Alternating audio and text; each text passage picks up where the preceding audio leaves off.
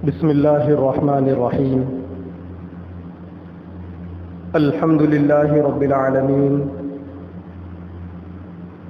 والعاقبة للمتقين والصلاة والسلام على سيد الأنبياء والمرسلين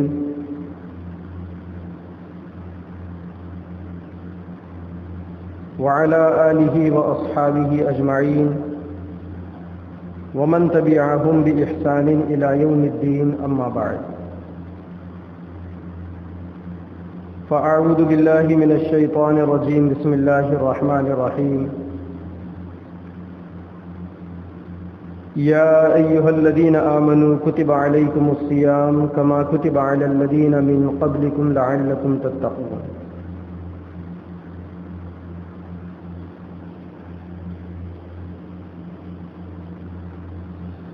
وقال الله تبارك وتعالى: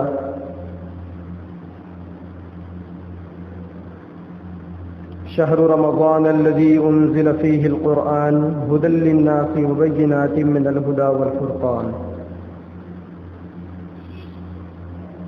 قال النبي صلى الله عليه وسلم: يا أيها الناس قد أظلكم شهر عظيم شهر مبارك شهر فيه ليلة خير من 1000 شهر جعل الله تعالى صيامه فريضة وقيام ليلة تطوعا. من تقرب فيه بخصلة من الخير كان كمن أدى فريضة فيما سواه، ومن أدى فريضة فيه كان كمن أدى 70 فريضة فيما سواه، إلى آخر الحديث، او کما قال النبی صلی اللہ علیہ وسلم. اب سے چند دنوں کے بعد رمضان کا مبارک مہینہ شروع ہونے والا ہے. رمضان کا مبارک مہینہ ایمان والوں کے لیے اللہ تبارک و تعالیٰ کی جانب سے ایک خصوصی تحفہ ہے، اپنی زندگی کو بدلنے کا ایک بہترین ذریعہ ہے. رمضان کا مبارک مہینہ نیکیوں کا مہینہ ہے، اپنے آپ کو متقی بنانے کا مہینہ ہے، اپنے اعمال کا جائزہ لے کر اس کی اصلاح کرنے کا مہینہ ہے. رمضان کا مہینہ جس مہینے میں اللہ تعالیٰ ایمان والوں کے اندر نیکی کرنے کی طاقتوں کو بڑھا دیتے ہیں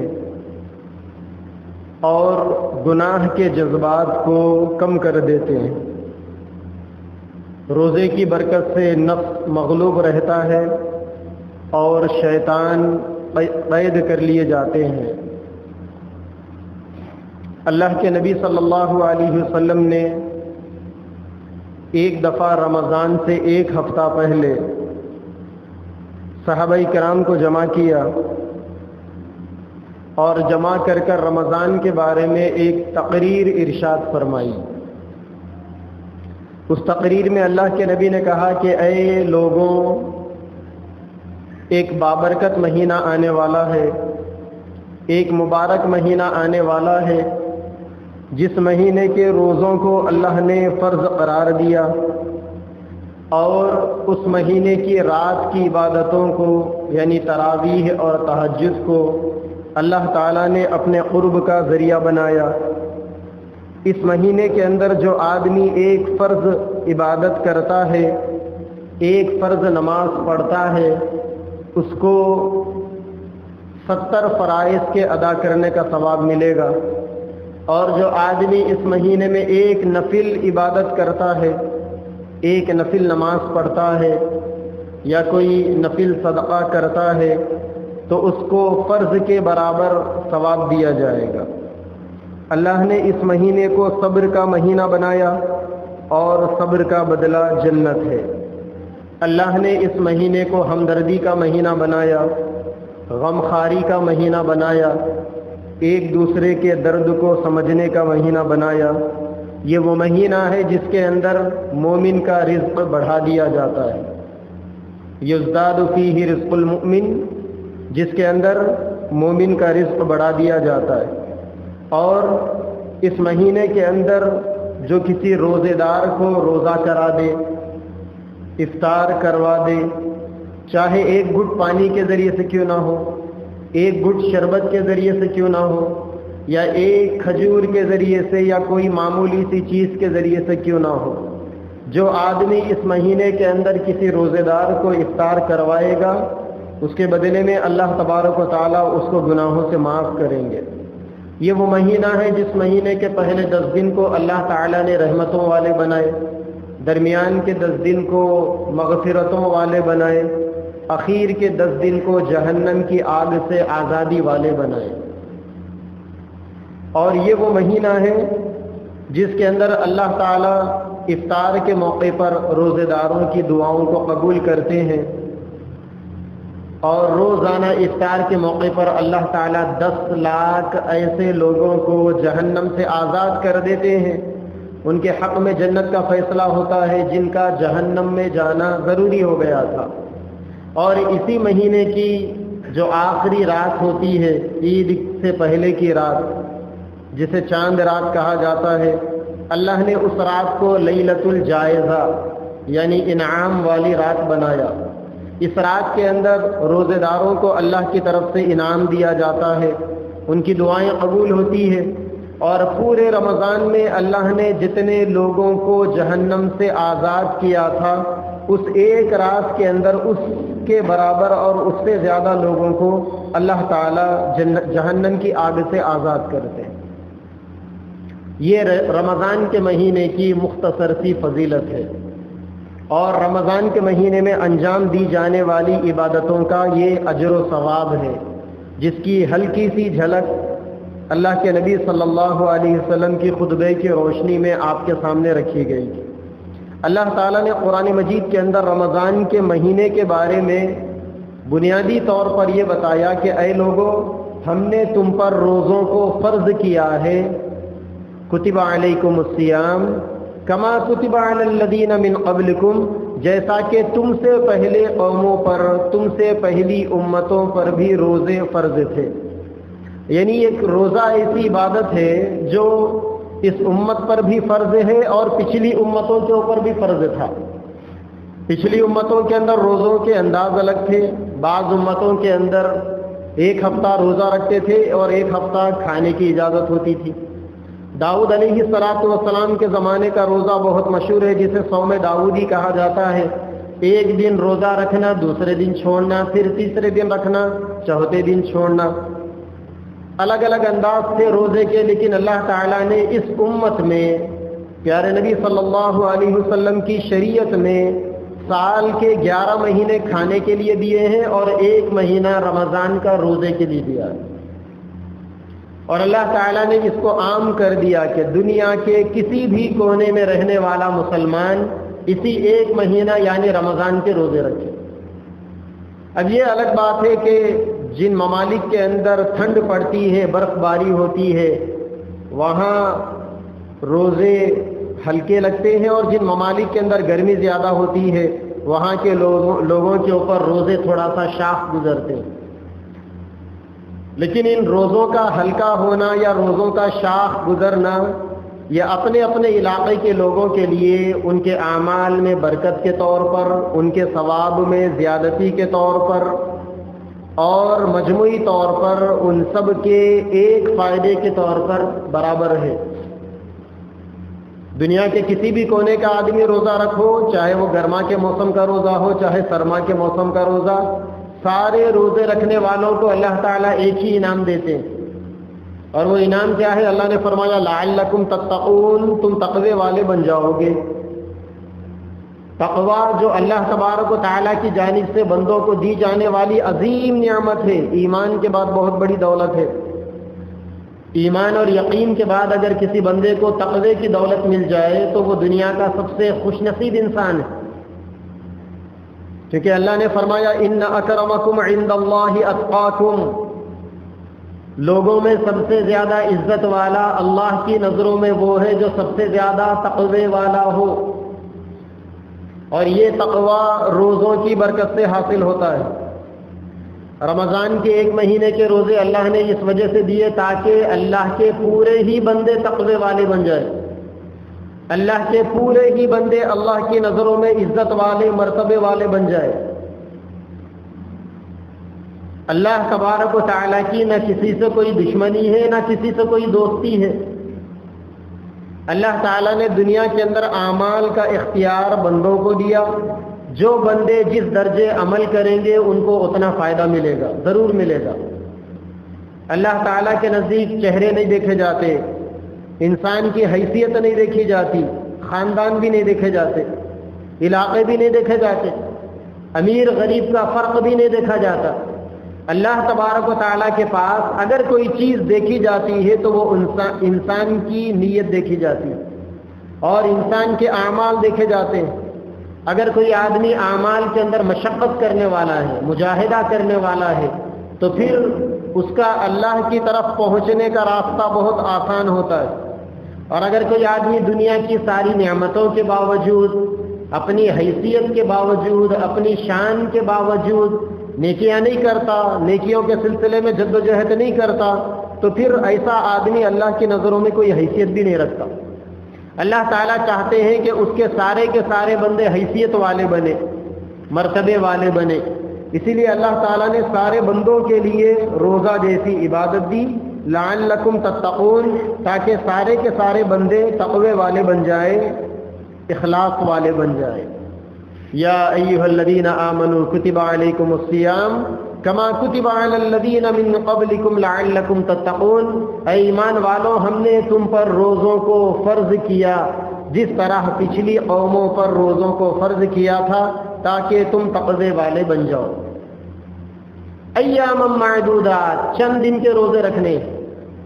فمن کان منکم مریضا او علی سفر فعدۃ من ایام اخر، اللہ تعالیٰ نے روزوں کے سلسلے میں رعایت بھی رکھی۔ کوئی آدمی اگر بیمار ہے تو کیا کرے، کوئی آدمی اگر سفر پر ہے تو کیا کرے، کوئی آدمی اگر اپنے وطن سے دور ہو تو کیا کرے۔ اللہ تعالیٰ نے فرمایا فعدۃ من ایام اخر، دوسرے دنوں میں اس کی قضا کر لیں۔ وعلی الذین یطیقونہ فدیۃ طعام مسکین، کوئی گھر پر ہے، سفر میں نہیں ہے، گھر پر ہے، بیمار ہے، روزے نہیں رکھ سکتے ہیں، اور بعد میں ان روزوں کو قضا کرنے کی امید بھی نہیں ہے، طاقت بھی نہیں ہے جسم کے اندر، تو اللہ نے کہا کہ ایک مسکین کو فطرے کے برابر فدیہ دے دو، روزے کا صدقہ دے دو، روزے کا ثواب مل جائے گا۔ کتنا آسان اللہ تبارک و تعالیٰ نے شریعت میں ان معاملات کو کر دیا کہ اگر آپ صحت مند ہے، تندرست ہے، جوان ہے، عقل مند ہے، بالغ ہے تو روزے رکھو، لیکن ان سب کے باوجود اگر آپ لمبے سفر پر ہیں تو روزہ معاف ہے، آپ بعد میں سفر سے واپس آنے کے بعد روزے کی قضا کر لو، اور اگر آپ گھر پر ہیں، بیمار ہیں، روزہ چھوڑ سکتے ہو آپ، بعد میں اگر آپ تندرست ہو گئے، صحت مند ہو گئے تو روزے کی قضا کر لو، اور اگر آپ تندرست نہیں ہوئے، بیماری برقرار ہے اور صحت مند ہونے کے دور دور تک کوئی امکانات باقی نہیں ہے، تو پھر اس روزے کے بدلے میں فدیہ دے دو، اس روزے کے بدلے میں صدقہ دے دو فطرے کے برابر۔ ایک فطرہ 75-80 روپے کا ہوتا ہے بہت سے بہت، اس سے کچھ کم کچھ زیادہ، تو کم از کم اتنا دے دو اپنی اپنی حیثیت کے حساب سے۔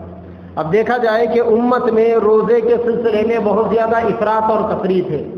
بعض لوگ وہ ہے جو روزے کے سلسلے میں اپنے اوپر بہت زیادہ سختی کر لیتے ہیں، اور بعض لوگ وہ ہے جو شریعت کی سہولتوں کا ناجائز فائدہ اٹھاتے ہیں۔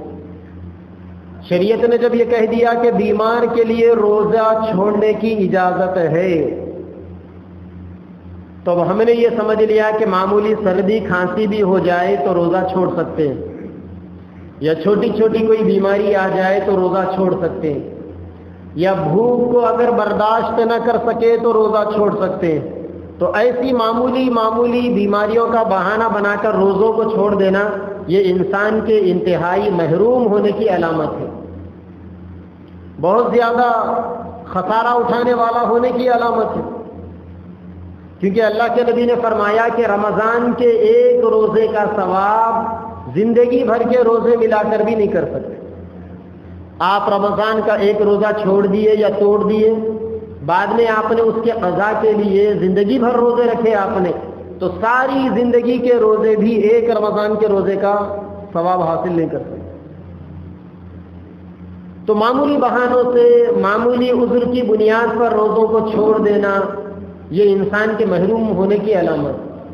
جہاں تک بھوک کا معاملہ ہے تو یہ تو اللہ کو بھی معلوم ہے کہ روزے میں بندے کو بھوک لگے گی، لیکن اسی بھوک کے نتیجے میں تو انسان کا نفس کمزور ہوگا، انسان اپنی نفسانی خواہشات سے پرہیز کر سکے گا، اور اسی بھوک کی حالت کے اندر انسان کو اللہ کا قرب ملے گا. اسی لیے ایک حدیث میں اللہ کے نبی نے فرمایا وَلَا خُلُوفُ فَمِ الصَّائِمِ أَطْيَبُ عِندَ اللَّهِ الْمِسْكِ، روزے دار کے منہ سے بھوک کے نتیجے میں معدہ خالی ہونے کی وجہ سے جو بدبو آتی ہے، اللہ تبارک و تعالیٰ کے نزدیک مشک کی خوشبو سے زیادہ پسندیدہ وہ خوشبو. روزے میں آدمی بھوکا رہتا ہے تو منہ میں بدبو پیدا ہو جاتی ہے کیونکہ معدہ خالی ہے نا.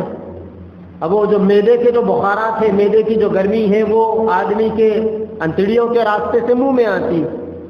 آدمی بات کرتا ہے تو اس کی وجہ سے سامنے والوں کو تکلیف ہوتی، لیکن اللہ کے نبی نے فرمایا کہ آپ کی منہ کی بدبو سامنے والوں کو تکلیف تو دے سکتی ہے، لیکن یہ بدبو اللہ تبارک و تعالیٰ کے نزدیک مشک جو دنیا کی سب سے زیادہ خوشبو والی چیز ہے، اللہ کے نزدیک اس سے بھی زیادہ آپ کی منہ کی بدبو ہے.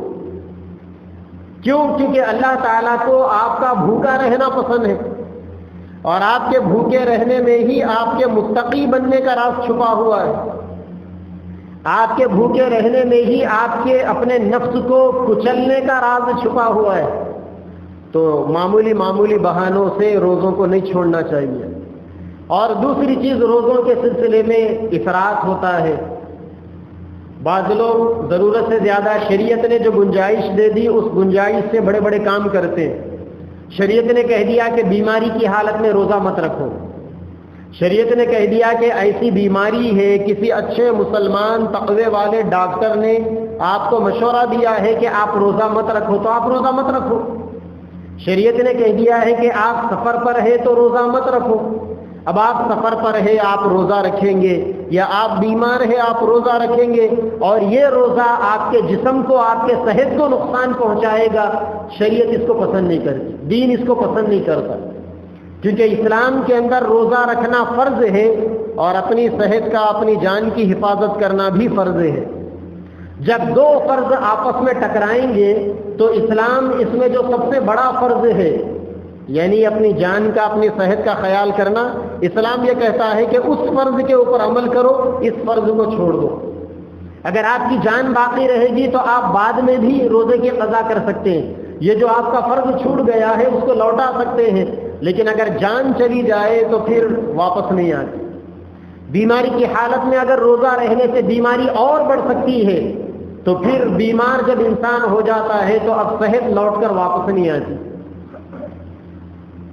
اللہ کے نبی نے فرمایا نعمتان مغبون فیہما کثیر من الناس، دو نعمتیں ایسی ہیں جس کے سلسلے میں لوگ دھوکے میں پڑے ہوئے ہیں.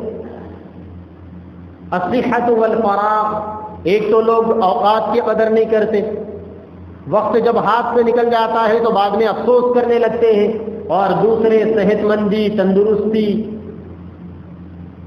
جب انسان ایک دفعہ بیماری کی لپیٹ میں آ جاتا ہے تو پھر سب انسان کو اپنی زندگی کے تندرستی کے گزرے ہوئے لمحات آتے ہیں.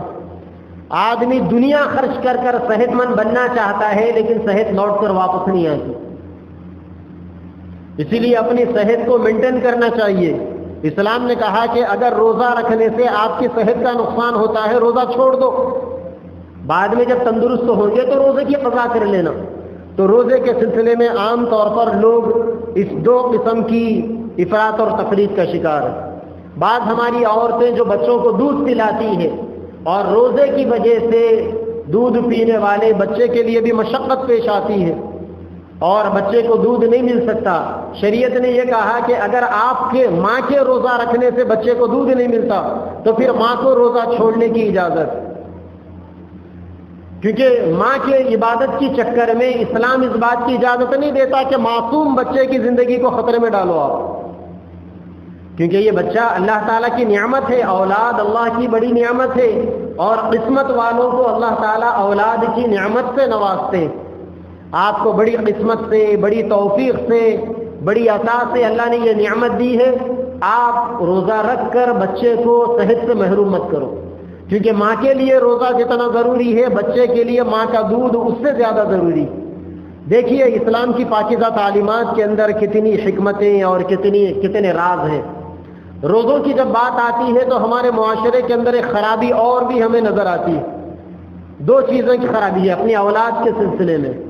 اپنے گھروں کے اندر ہم دیکھتے ہیں کہ ہمارے بچے ایسی حالت کے ہو گئے ہیں کہ وہ روزے کو برداشت کر سکتے ہیں، ان کے اندر ہمت ہے، ان کے اندر طاقت ہے، اور وہ بچے روزے کی تکلیف کو برداشت کر سکتے ہیں، لیکن ہم ان بچوں کو روزہ نہیں رکھاتے، اور یہ کہتے ہیں کہ صاحب ابھی بچہ مائنر ہے، میجر نہیں ہوا، بچہ نابالغ ہے، ابھی بالغ نہیں ہوا۔ حالانکہ اسلام نے کیا کہا؟ نمازیں بالغ ہونے کے بعد فرض ہے، لیکن اپنے بچوں کو 7 سال کی عمر سے نماز کی عادت ڈالو۔ 10 سال کی عمر کا بچہ اگر نماز نہ پڑھے تو مارو اس کو، سبق سکھانے کے لیے، تنبیہ دینے کے لیے۔ نمازوں کے سلسلے میں اسلام کا یہ نظریہ ہے کہ نمازیں تو فرض ہے بالغ ہونے کے بعد، میجر ہونے کے بعد، لیکن 7 سال کے بچے سے اگر آپ نمازوں کی عادت ڈالو گے تو بالغ ہونے کے بعد نماز پڑھنے میں اس کو تکلیف نہیں ہوگی۔ ورنہ آپ 15 سال کے 12 سال کے بالغ بچے کو اچانک بستر سے اٹھائیں اور یہ کہیں کہ چلو نماز کو، تو وہ نہیں آئے گا نماز کو، کیونکہ آپ نے 7 سال سے بچپن سے اس کو نماز پڑھنے کی عادت ہی نہیں ڈالی۔ اسی طریقے سے جب بچہ، آپ نے اس کو روزہ رکھنے کی عادت نہیں ڈالی، اور بچہ جب بالغ ہو گیا آپ بچے سے کہیں گے کہ بیٹا روزہ رکھو، تو نہیں رکھے گا وہ روزہ، کیونکہ اس کو عادت ہی نہیں ہے بھوکا رہنے کی۔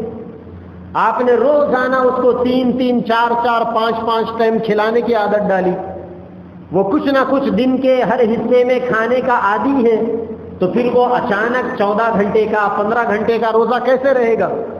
اسی لیے شریعت نے یہ حکم دیا ہے کہ جو بچے بھوک کو برداشت کرنے کی صلاحیت رکھ سکتے ہو ان بچوں کو تبھی سے روزہ رکھنے کی عادت ڈالنی چاہیے، تاکہ بچہ رفتہ رفتہ، یہ الگ بات ہے کہ اگر بچے کو روزہ لگے تو توڑ دینے کے لیے بولو اسے، چلے گا، کوئی بات نہیں، کیونکہ وہ بچے کے اوپر روزہ فرض ہی نہیں ہے۔ آپ نے جو اس کو روزہ رکھایا ہے، جب اس کے اوپر روزے فرض ہوں گے تب روزہ وہ مسلسل رکھے، اس کی عادت کے لیے آپ نے روزہ رکھایا ہے۔ اگر وہ ہمت کرے دوپہر میں یا عصر کے آتے آتے، دوپہر کے ڈھلتے ڈھلتے اگر وہ روزہ توڑ دے گا تب بھی کوئی غم کی بات نہیں، اس کے اوپر فرض ہی نہیں تھا، نفل تھا روزہ، اگر وہ توڑ بھی دے گا تو اس روزے کی قضا بھی نہیں کرنا ہے اسے، لیکن آپ نے اس کو روزہ رکھنے کی عادت ڈالی ہے، تو چونکہ عادت ڈالنے کی نیت سے تو انشاءاللہ اس کے اوپر ماں کو بھی ثواب ملے گا، بچوں کو بھی ثواب ملے گا۔ یہ ایک پہلو ہے بچوں کے روزے کے سلسلے میں ماں باپ کی کوتاہی کا، اور دوسرا پہلو ہمارے معاشرے کے اندر یہ بھی ہے کہ جو بچے بالکل روزہ رکھنے کے قابل نہیں ہوتے، زبردستی ماں باپ ان بچوں کو روزہ رکھاتے ہیں۔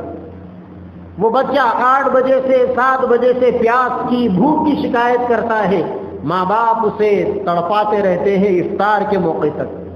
ایسی معصوم جان، ایسے چھوٹے بچے جن کے اندر ابھی طاقت نہیں، ہمت نہیں، برداشت کرنے کا جذبہ نہیں، ایسے معصوم بچوں کو زبردستی روزہ رکھانا اور ان کی روزہ رکھائی کے نام پر فنکشن کرنا، لوگوں کے سامنے دکھاوا کرنا کہ دیکھو ہمارا بچہ اتنی چھوٹی عمر کا ہے اور اسی عمر میں ہم نے اپنے بچے کو روزہ رکھایا، یہ اسلام کی تعلیمات کی صریح خلاف ورزی ہے، اس میں فائدے سے زیادہ نقصان ہے۔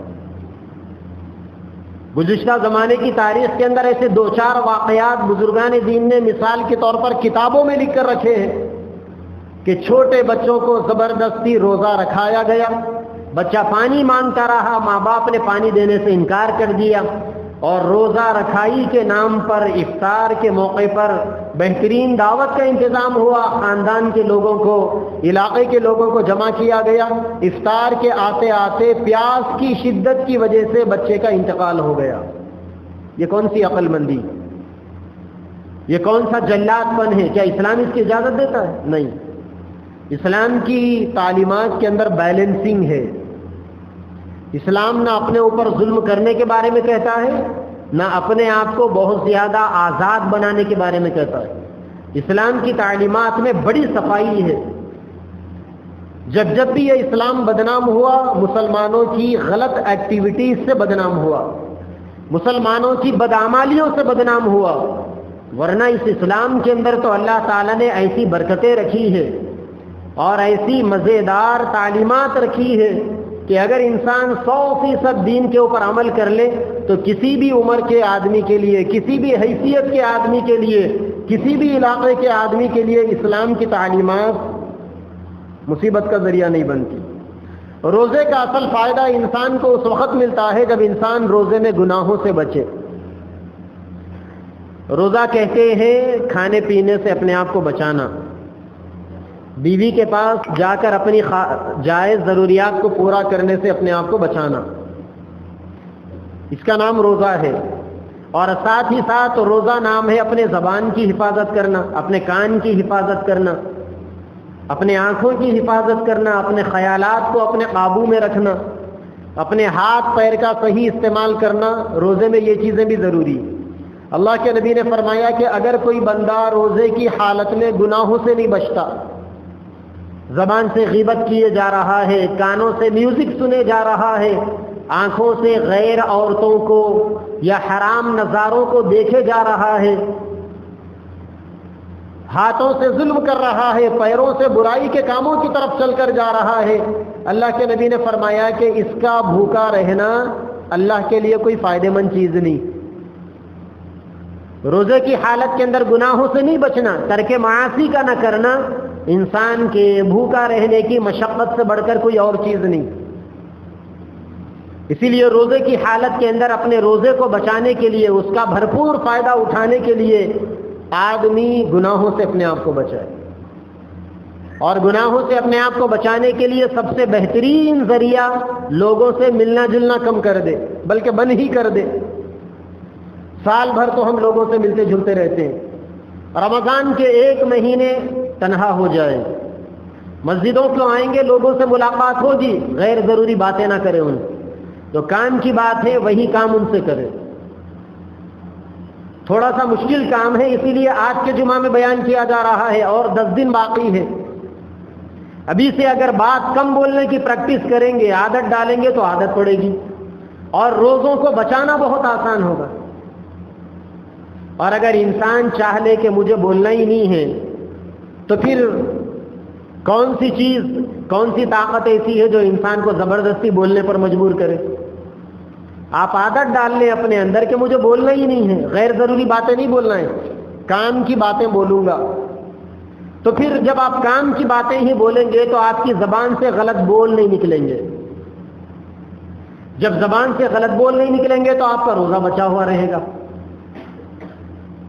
ہندوستان کی جو آزادی کے رہنما ہے ایم کے گاندھی، ان کے بارے میں تو مشہور ہے نا کہ وہ ہفتوں ہفتوں مون برت رکھا کرتے تھے، بات ہی نہیں کرتے تھے. بس ان کے آندولن بھی گونگے آندولن ہوا کرتے تھے.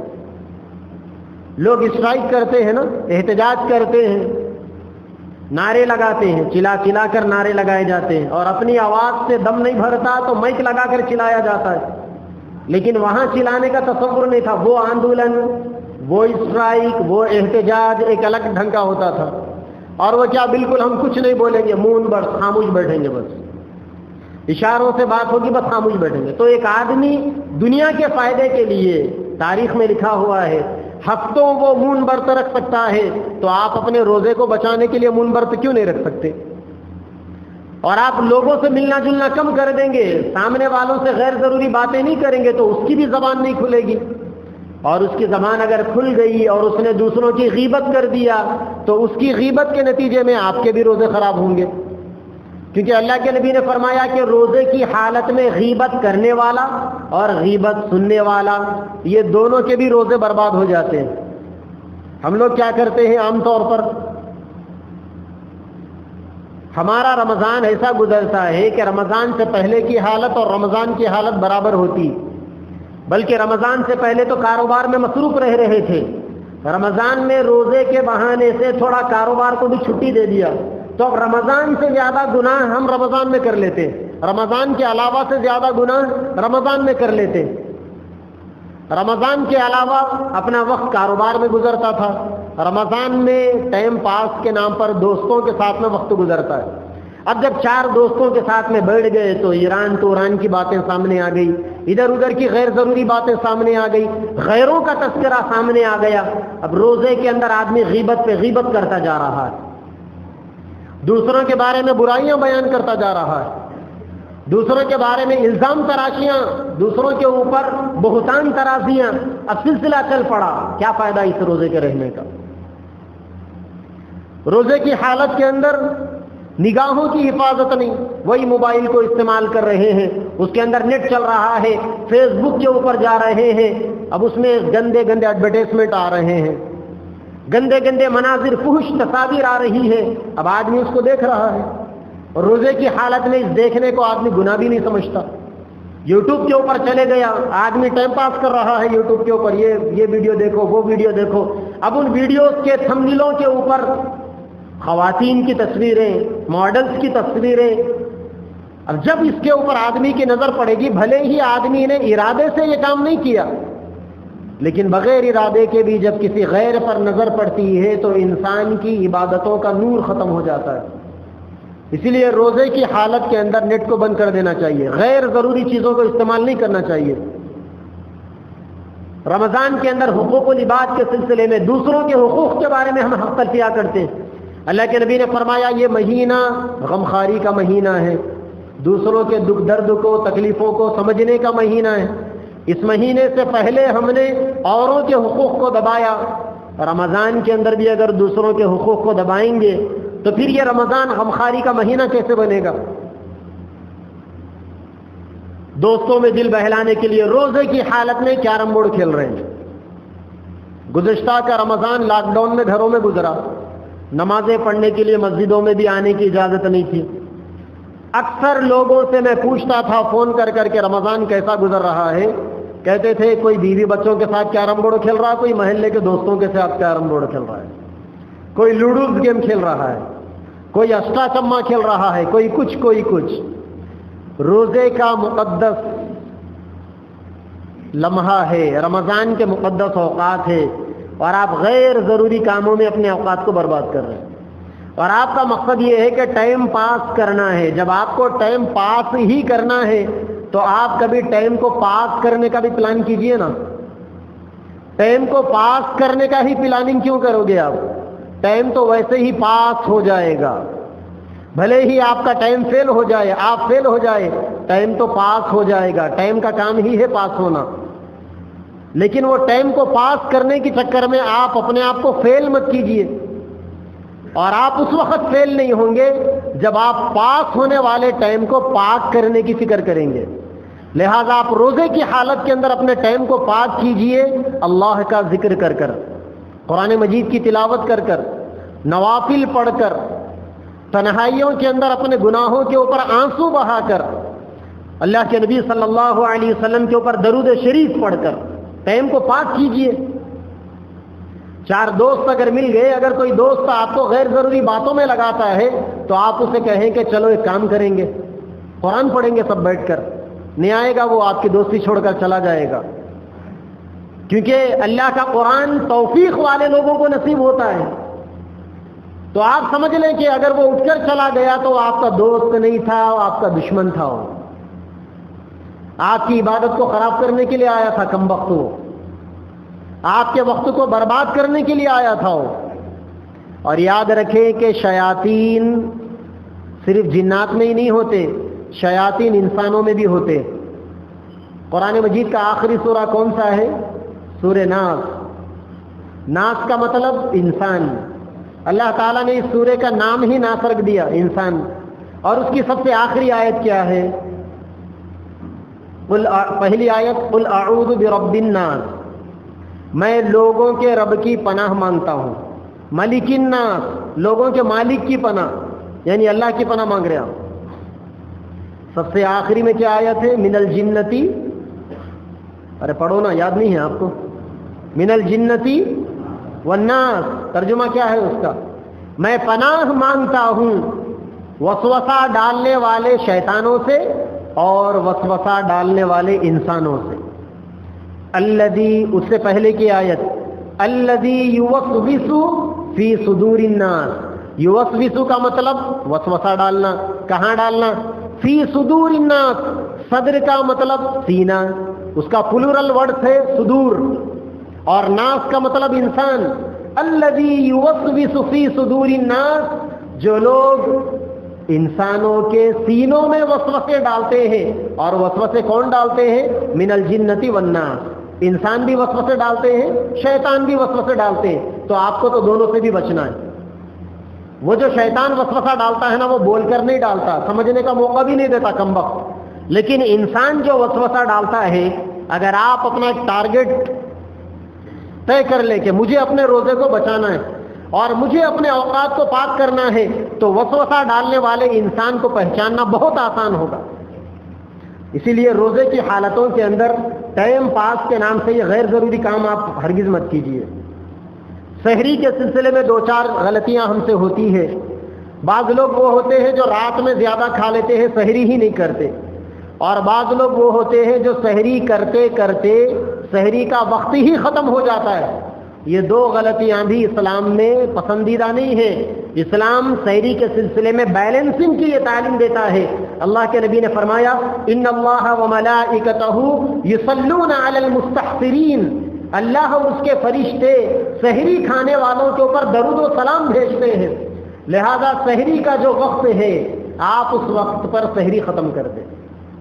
ابھی پہلا روزہ آ رہا ہے، 4:38 پر سحری کا آخری وقت ہے، آپ 4:30 بجے تک اپنے سحری سے فارغ ہو جائیں۔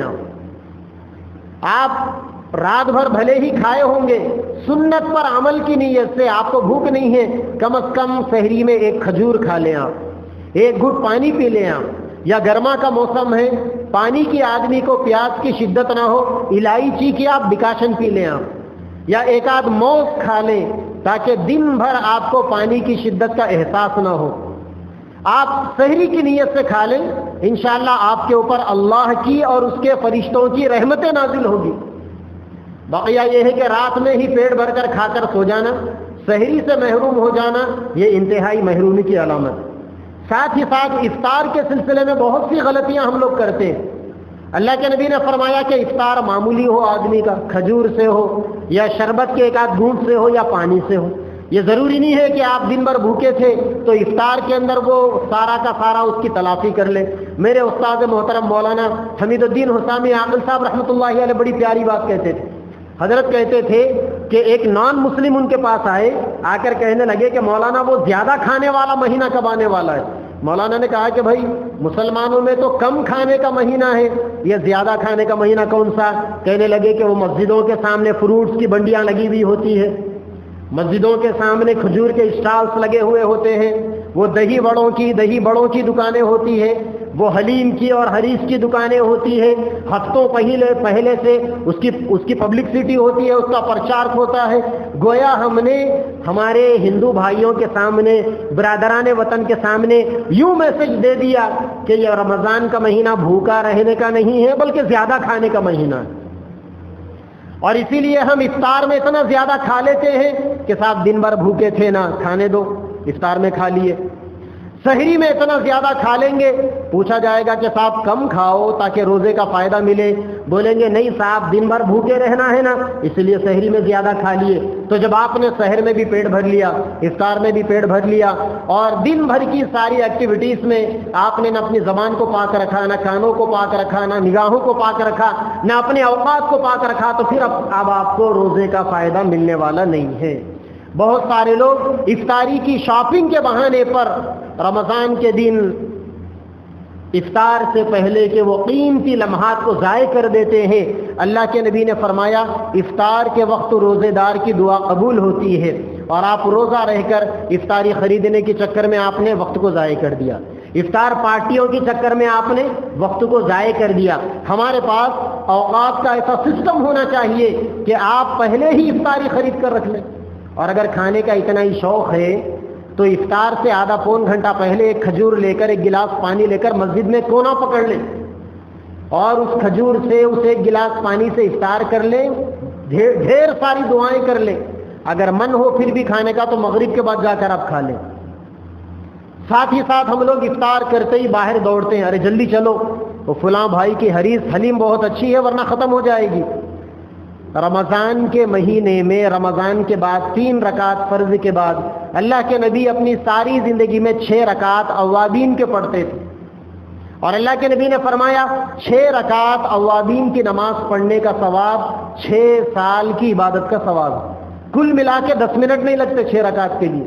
اگر آپ رمضان کے اندر پڑھیں گے نا تو اس کا 10%، 10 گنا زیادہ، تو آپ 6 رکعت پڑھیں گے، آپ کو 60 سال عبادت کرنے کا ثواب ملے گا۔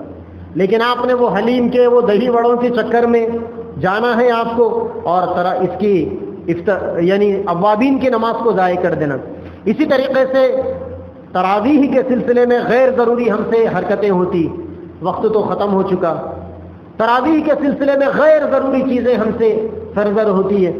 امت کا اکثر طبقہ تو وہ ہوتا ہے جو تراویح کی نماز پڑھتا ہی نہیں، اور جو طبقہ بھی پڑھتا ہے بہت کم لوگ ہوتے ہیں جو اپنے آپ کو امام کے تابع رکھ کر تراویح کو پڑھتے ہیں۔ بعض تو وہ ہے جو اپنی منمانی کریں گے، ہم شبینہ رکھائیں گے، 5 دن میں قرآن سنیں گے، 6 دن میں قرآن سنیں گے، اور امام بھی کون ہونا؟ امام وہ ہونا جو بلٹ ٹرین کی اسپیڈ سے قرآن سنائے ہمیں۔ 1.5 گھنٹے میں 6 پارے ختم ہو جانے چاہیے۔ اللہ نے قرآن میں کیا فرمایا؟ وَرَتِّلِ الْقُرْآنَ تَرْتِيلًا، قرآن کو ترتیل سے پڑھو، ٹھہر ٹھہر کر پڑھو، تجوید کے ساتھ پڑھو۔ اب امام صاحب بلٹ ٹرین کی اسپیڈ میں ہے، مقتدی خوش ہے، امام صاحب بھی اللہ کو ناراض کر رہے ہیں، مقتدی بھی اللہ کو ناراض کر رہے ہیں، اور کس کے نام پر؟ تراویح جیسی مقدس عبادت کے نام پر۔ نادان دوستوں کو یہ بھی نہیں معلوم کہ یہ امام صاحب قرآن پڑھ رہے ہیں، ثواب سمجھ کر تیز پڑھ رہے ہیں، مقتدی ان کے پیچھے سن رہے ہیں، اور یہ سارے کے سارے اللہ تبارک و تعالیٰ کے عذاب میں گرفتار ہو رہے ہیں۔ اسی لیے یہ دین ہے، آپ کی منمانی نہیں چلنے والی اس میں۔ دین کے طریقے پر چلے گا، آپ کی منمانیوں سے دین نہیں چلے گا۔ اور اکثر مساجد میں 26ویں کو قرآن ختم کریں گے، 27ویں تاخیرات کو۔ یہ کس نے لازم قرار دیا؟ یہ کوئی طریقہ ہی نہیں ہے 26ویں کو قرآن ختم کرنے کا۔ اگر کرنا ہے پورے 29 دن میں قرآن ختم کیجئے، یا درمیان میں کبھی بھی ختم کر دیجئے۔ اللہ کا لاکھ لاکھ شکر ہے کہ ہماری اس مسجد میں گزشتہ 10 سال سے ان بدعتوں کے اوپر بریک لگائی گئی۔ یہاں شبینہ بھی ہوا تھا، لیکن 5 پارے کے لیے پورے 3.5 پونے 4 گھنٹے لگتے تھے۔ جیسا فجر کی نماز میں، جیسا مغرب اور عشاء کی نماز میں قرآن پڑھا جاتا ہے، یہاں 1 سال شبینہ ہوا، ویسا یہ قرآن پڑھا گیا، پورا قرآن کا حق ادا کیا گیا۔ اور یہاں 26ویں میں قرآن کو ختم کرنے کا کوئی رواج نہیں۔ اکثر مسجدوں میں قرآن ختم ہوتا ہے، اجوان تقسیم ہوتی ہے، کھجور تقسیم ہوتا ہے، یا مٹھائی تقسیم ہوتی ہے۔ علماء نے ان ساری چیزوں کو رمضان کے بدعات اور خرافات میں لکھا ہے۔ وہ چیزیں بالکل بھی جائز نہیں۔ ایسی بہت سارے واہیات ہیں جو رمضان کے اندر ہم لوگ عبادت کے نام سے کرتے ہیں۔ اور سب سے آخری بات، اہم بات، پوائنٹ کی بات، رمضان میں اب مثال کے طور پر بسم اللہ مسجد ہے، ہر نماز میں رمضان میں 200 لوگ یہاں پر رہیں گے، افطار کے موقع پر یہاں پر 100 لوگ رہیں گے۔ رمضان میں اگر کوئی تنظیم یہ چاہتی ہے، کوئی یونین یہ چاہتا ہے، کوئی جماعت یہ چاہتی ہے کہ ہم افطار پارٹی کریں گے یا ہم روزے داروں کو کھانا کھلائیں گے، تو ٹھیک ہے، اچھی بات ہے، آپ افطار پارٹی کیجئے، روزے داروں کو کھانا کھلائیے، مگر افطار پارٹی کا لنگر آپ نے یہاں پر لگایا، افطار ہو گئی۔ عام دنوں کے مقابلے میں بہت سا افطار کا سامان، وہ کھجور کے چھٹے ہیں، وہ موز کے چھلکے ہیں، اور ایسے بہت سارا ویسٹیج آئٹم ہے جو بچ گیا۔ آپ کی تنظیم نے، آپ کے یونین نے، آپ کی جماعت نے، آپ کی کمیونٹی نے، آپ کی پارٹی نے افطار کیا، آپ چلے گئے، صفائی کون کرے گا؟ وہ صفائی کون کرے گا؟ وہ کیا مسجد کا مؤذن کرے گا؟ کیوں کرے گا؟ آپ نے افطار پارٹی کرائی ہے تو آپ کا بوجھ مسجد کے خادم پر اور مسجد کے مؤذن پر کیوں؟ یہ آپ کی ذمہ داری ہے کہ آپ صفائی ستھرائی کریں۔ اگر وہاں کچھ گندگی گر گئی تو دھوئے گا کون؟ یہ آپ کی ذمہ داری۔ اور آپ دعوت کر رہے ہیں، کھانے کی دعوت، دیگچے آئیں گے، پکوان ہوگا، عام دنوں کے مقابلے میں پانی کا زیادہ استعمال ہوگا، دیگچے دھونے کے لیے، برتنوں کو دھونے کے لیے، ساری چیزوں کے لیے۔ اب آپ نے مسجد کا کرنٹ استعمال کیا، مسجد کا پانی استعمال کیا، وہ کون دے گا اس کا بل؟ آپ نہیں دیں گے اس کا بل، آپ کو دینا پڑے گا، ورنہ مر کر اللہ کے سامنے جواب دینا پڑے گا۔ دعوت تیری تھی، تیری دعوت کے نام پر مسجد کا کرنٹ استعمال ہوا، آپ کی دعوت کے نام پر مسجد کا پانی استعمال ہوا، اور آپ نے مسجد کے پانی کے بدلے میں، مسجد کے کرنٹ کے بدلے میں آپ نے بل نہیں دیا۔ اگر آپ بلدیہ والوں سے پانی منگاتے تو ایک ٹینکر کے آپ کو 800 روپے نہیں لگتے شہروں میں؟ ایک ٹینکر کے آپ کو بعض علاقوں کے اندر 2,000 روپے لیے جاتے ہیں۔ آپ نے مسجد کا فری کا فنڈ استعمال کیا۔ بوجھ کس کے اوپر جائے گا؟ کمیٹی کے اوپر جائے گا۔ بوجھ کس کے اوپر جائے گا؟ ذمہ داروں کے اوپر جائے گا۔ اگر آپ افطار پارٹی کر رہے ہیں، اگر آپ دعوت دے رہے ہیں، تو ان چیزوں کی بھی ذمہ داری ایکسٹرا طور پر آپ کو لینا پڑے گا۔ اگر آپ نہیں کر سکتے تو افطار مت کرائیے، آپ دعوت مت کرائیے۔ اور سب سے آخری چیز، ہم روزوں سے بچنے کے لیے مسجدوں میں آ کر فین ڈال کر سوتے ہیں، مسجدوں میں کولر چلا کر سوتے ہیں، مسجدوں میں اے سی چلا کر سوتے ہیں۔ مسجدوں کے فین، مسجدوں کے کولر اور مسجدوں کی اے سیاں یقیناً مسجدوں میں عبادتوں کے لیے آنے والوں کے لیے ہے، مگر یہاں آرام کرنے کے لیے، سونے کے لیے آنے والوں کے لیے نہیں۔ یہ کوئی لاڈج نہیں ہے، یہ اور یہ کوئی سرایا نہیں ہے کہ آپ جب بولے جب آ کر کولر چالو کر کر سو گئے، اور جاتے وقت اتنی بے غیرتی کا آپ نے ثبوت دیا کہ بند بھی نہیں کرتے آپ۔ جب بولے جب آ کر، گرما کا موسم ہے، ظہر سے لے کر عصر تک مسجد کی اے سی چل رہی ہے اور صاحب روزے دار آرام فرما رہے ہیں۔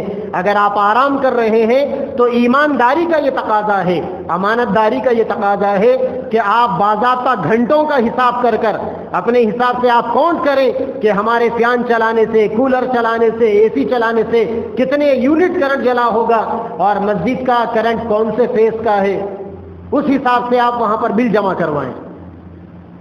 ورنہ صاحب یہ تو کوئی اسلام ہی نہیں ہے کہ آپ روزہ آپ رکھیں اور آرام کے بہانے پر بوجھ کسی اور کے اوپر بنے۔ پھر آپ الزام لگائیں گے اتنا بل کیسے آیا، کیسے آیا؟ کیا اے سی آپ کے کان میں پلک لگانے سے چلے گی؟ کیا فین اور کولر آپ کے کان میں پلک لگانے سے چلے گا؟ نہیں نا، وہ تو کرنٹ سے ہی چلے گا نا۔ تو پھر کرنٹ کی پاک جائی بھی کرنا آپ کی ذمہ داری۔ تو یہ وہ خرابیاں ہیں رمضان سے پہلے جو ہم لوگوں سے رمضان کے اندر سرزد ہوتی ہیں، گناہ کے کام ہیں، بچنا چاہیے اس سے۔ اور بھی بہت سی باریکیاں ہیں، رمضان کے ایک جمعہ میں ان باریوں کے اوپر روشنی ڈالنا ممکن نہیں ہے۔ انشاءاللہ اگلے جمعہ کے اندر بھی اس کے اوپر مذاکرہ ہوگا۔ چلتے چلتے ابھی کورونا وائرس کے کیسز بڑھ رہے ہیں۔ گزشتہ تو لاک ڈاؤن ہوا تھا، لاک ڈاؤن میں اچھوں کی کمر ٹوٹ گئی، کاروبار بند ہو گئے، نوکریاں ختم ہو گئے، کمپنیوں کو تالے لگ گئے، گورنمنٹ بھی پریشان ہے، فنڈ نہیں ہے ان کے پاس، حکومت کیسے چلے گی؟ لہذا ویسا لاک ڈاؤن تو شاید اب نہ ہو، لیکن ایک ذمہ دار شہری ہونے کے ناطے ہم سب کی ذمہ داری ہے کہ ہم جو گورنمنٹ کے پریکاشنز ہیں اس کو فالو کریں، گورنمنٹ کے جو احکامات ہیں ہم اس کو فالو کریں۔ ماسک کا استعمال کرنا، سینیٹائزر کا استعمال کرنا، صفائی ستھرائی کا استعمال کرنا، سوشل ڈسٹینسنگ کو سامنے رکھنا، اور اگر کسی کو کھانسی ہو جائے، سردی ہو جائے، سمٹمز اگر محسوس ہونے لگے اپنی باڈی کے اندر، ڈرنا نہیں، ہیبت بھی نہیں کھانا۔ دیکھو ہر بیماری، ہر کورونا وائرس سے متاثر ہونے والا مرتا نہیں، اور مرنے کے لیے کورونا وائرس ہی ضروری نہیں ہے، کورونا کے بغیر بھی مرتے ہیں لوگ، بغیر بیماری کے بھی مرتے ہیں، اس لیے آپ ہیبت مت کھائیے۔ گزشتہ 6 مہینے پہلے ہمارے اسٹیٹ کے ہیلتھ منسٹر اٹالہ راجندر صاحب نے بیان دیا تھا کہ کورونا وائرس سے مرنے والوں کی تعداد کم ہے، ہیبت سے مرنے والوں کی تعداد زیادہ ہے۔ اسی لیے آپ ہمت رکھو، حوصلہ رکھو، ہیبت مت کھاؤ۔ اگر کوئی آپ محسوس کر رہے ہیں تو آج کل، ابھی کل کی بات ہے، ڈاکٹروں کی ایک ٹیم نے ویڈیو کانفرنسنگ کی اور ایسے ٹیبلٹس انہوں نے لوگوں کو ایڈوائز کیے کہ اگر آپ کے اندر کورونا وائرس کے سمٹمس ہے، آپ اپنے گھروں کے اندر اپنے آپ کو ہوم کوارنٹائن کر کر وہ ٹیبلٹ لے کر، وہ کورس پورا کر کر آپ اپنے آپ کو بیماری سے بچا سکتے ہو۔ اگر ہم میں سے کسی کو یہ بیماری ہے تو تھوڑا سا لوگوں سے دوری رکھے، تراویحوں کے سلسلے میں، رمضان کے سلسلے میں، افطار وغیرہ کے سلسلے میں، کیونکہ اسلام کیا کہتا ہے؟ اسلام یہ کہتا ہے کہ لا ضرر ولا ضرار، نہ خود کو نقصان پہنچانا ہے اور نہ سامنے والوں کو نقصان پہنچانا ہے۔ اس لیے آپ اسلام کی یہ بنیادی تعلیمات کو سامنے رکھیے. کورونا وائرس کے اس دوسری لہر کے اندر اپنے آپ کو بچائیے، اپنا خیال کیجئے، اپنے فیملی ممبرز کا خیال کیجئے، اپنے معصوم بچوں کا خیال کیجئے، اپنی مسجدوں کا، اپنے محلوں کا خیال کیجئے، صفائی ستھرائی کو مینٹین کیجئے، قوانین کو باضابطہ لاگو اس کو مینٹین کیجئے. انشاءاللہ بہت جلد اللہ تبارک و تعالیٰ سے دعا بھی کرتے رہیں، اللہ تعالیٰ کورونا وائرس کی اس لعنت کو اور اس جیسی اور بھی بہت ساری بیماریاں ہیں، اور اب تو ہر طرف بیماریوں کا سیزن ہے، خاندان کے خاندان، گھروں کے گھر، اور ایک ایک گھر کے کئی کئی افراد متاثر ہیں. سب کے لیے اپنی تنہائیوں کی دعاؤں کے اندر انہیں یاد کیجئے، ان کے لیے صحت مانگیے. اللہ تبارک و تعالی ہمیں اور آپ کو اور ساری امت محمدیہ کو عمل کرنے کی توفیق عطا فرمائے، اور ساری امت کو اللہ تبارک و تعالی مہلک بیماریوں سے بچائے. وآخر دعوانا الحمدللہ رب العالمین.